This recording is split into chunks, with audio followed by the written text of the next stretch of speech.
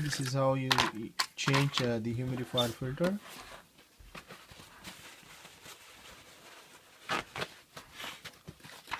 Here we are wiping it, cleaning it.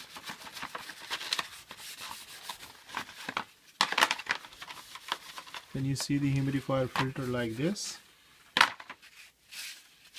you have to replace it.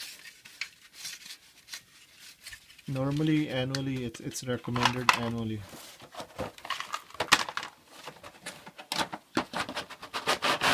Take out the new filter.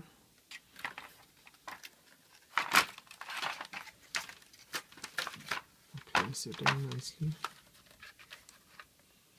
Put inside.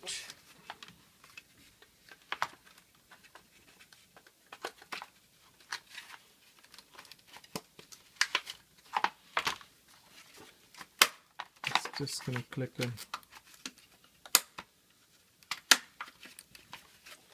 Ready. Okay, we'll just put it back.